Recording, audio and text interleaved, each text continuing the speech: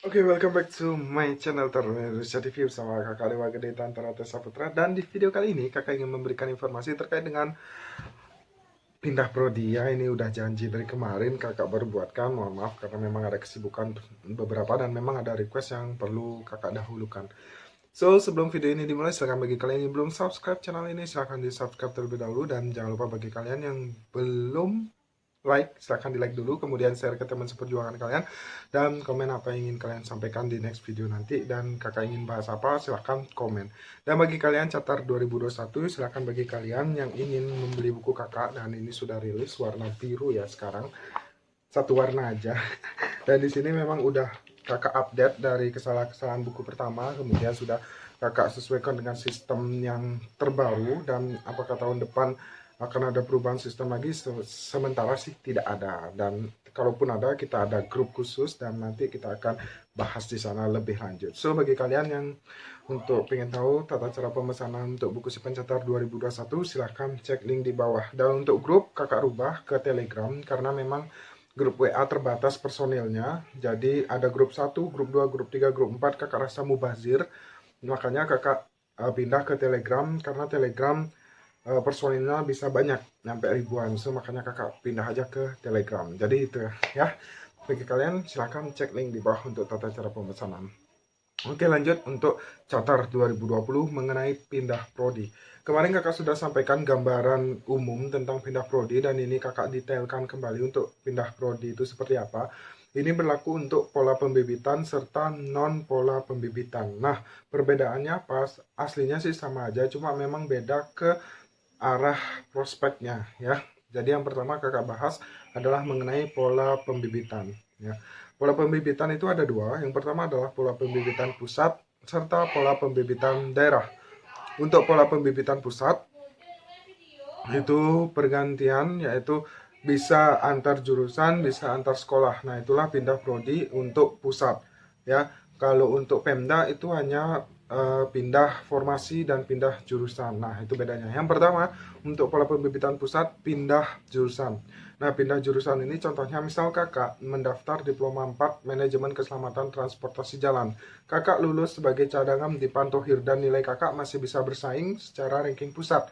Kakak nanti akan dipindahkan ke prodi yang kuotanya masih kosong. Contoh bisa aja TKO atau teknik keselamatan otomotif, bisa aja dipindah ke PPI Madiun, itu bisa aja apabila kuota belum terpenuhi. Nah, itu untuk pindah antar prodi atau antar jurusan. Kemudian bagaimana untuk pindah antar prodi beda sekolah. Nah, itu tadi ya contohnya antar prodi beda sekolah. Kalau misalnya antar prodi sama sekolah, bisa kakak pindah diploma 4 MKDJ, bisa ke TKO. Itu dalam sekolah. Kalau antar sekolah, dari kakak diploma 4 MKTJ bisa dipindah ke salah satu jurusan di PPI Madiun. Nah, jadi seperti itu untuk pola pembibitan pusat. Nah, bagaimana untuk pindah prodi ke beda matra? Ini jarang sih ya. Jarang, tapi kemungkinan bisa terjadi. Contoh kemarin ada yang pindah ke PPI Curug. Ya, ada juga yang dari udara pindah ke darat. Itu bisa terjadi. Tapi kembali lagi itu terserah kalian. Kalian mau dipindahkan atau tidak.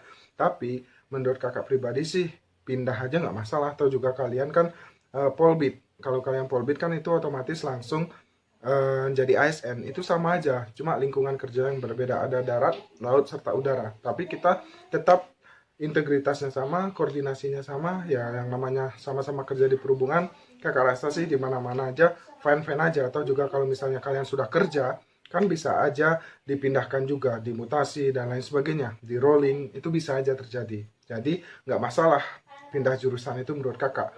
Kemudian untuk pola pembibitan daerah, tapi sebelum lanjut ke pola pembibitan daerah, sampai saat ini kalian sudah paham? Kalau paham silahkan komen di bawah. Oke, sekarang lanjut ke pola pembibitan daerah. Nah, Pemda ini hanya biasanya pindah prodi, jurusan, ataupun formasi. Nah, contoh kakak mendaftar di Provinsi Bali, formasi PNS-nya di Provinsi Bali. Bisa aja kakak dipindah ke Sulawesi, karena di sana kekurangan kuota. Tapi jurusannya rata-rata sama. Misal kakak diploma 2 PKB, kakak jurusan diploma 2 formasi di Provinsi Bali, dipindahkan ke diploma 2 PKB formasi di Sulawesi. Nah, itu yang kebanyakan terjadi ya, baik itu tahun lalu ataupun 2 tahun yang lalu. Tapi sama-sama jurusannya. Nah, seperti itu. Kemudian ada juga kemungkinan yang Polbit pusat itu pindah ke Polbit Pemda apabila memang Pemda ini sudah tidak ada orang lagi. Ya bisa aja itu terjadi ya, tapi kemungkinan kecil. Nah, itu untuk pola pembibitan. Sampai saat ini kalian paham? Semoga kalian paham ya. Kakak sedikit agak cepat-cepat ini karena ada tugas di belakang. So, lanjut ke pola pola pembibitan. Lanjut ke non pola pembibitan. Nah, non pola pembibitan ini sudah mulai 2018 ya, pindah prodinya, sistem pindah prodi ini. Ada yang daftar dulu di dulu kan belum ada Polbit ya. Ada yang daftar di STTD dipindah ke PKDJ Tegal, itu sangat banyak dulu. Nah, begitupun juga sama seperti Polbit yang non Polbit itu juga pindah jurusan, bisa antar sekolah, bisa antar matra gitu. Jadi contoh ya seperti tadi, sama seperti Polbit, kakak mendaftar di Poltrada lah misal.